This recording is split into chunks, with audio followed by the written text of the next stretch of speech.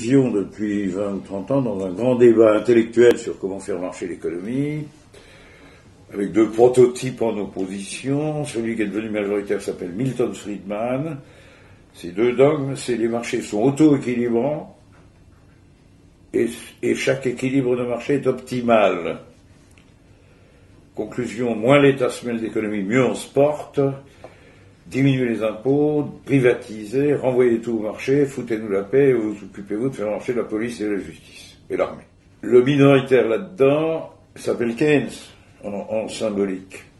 Il dit attention, c'est pas vrai, le marché n'est pas auto-équilibrant, où il peut trouver des équilibres exécrables avec un excès de chômage, et actuellement surtout un excès de travailleurs précaires. Hein.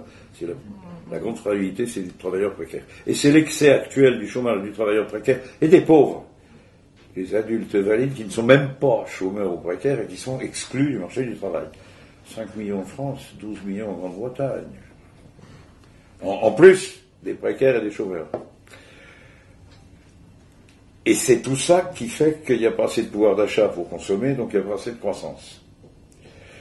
Et résoudre ça, ce sera bien plus. Comment ? C'est un problème de répartition de la richesse, elle est mal répartie. Oui, mais c'est pas changeable trop vite. Ouais. Enfin, on ne voit même pas comment on ferait. Parce que le mouvement syndical est hors de portée d'obtenir par la lutte une rectification de tout ça, en plus on est en période de chômage.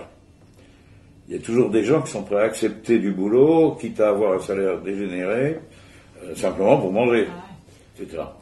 Alors, dans ces conditions-là, qui sont durables, on n'aura pas de croissance avant très longtemps,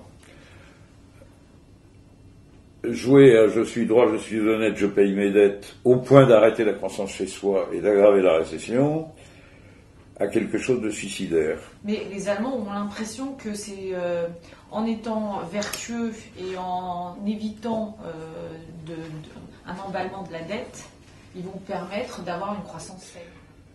Les Allemands ont l'impression, phrase parfaitement exacte. Tragiquement, cette impression est fausse.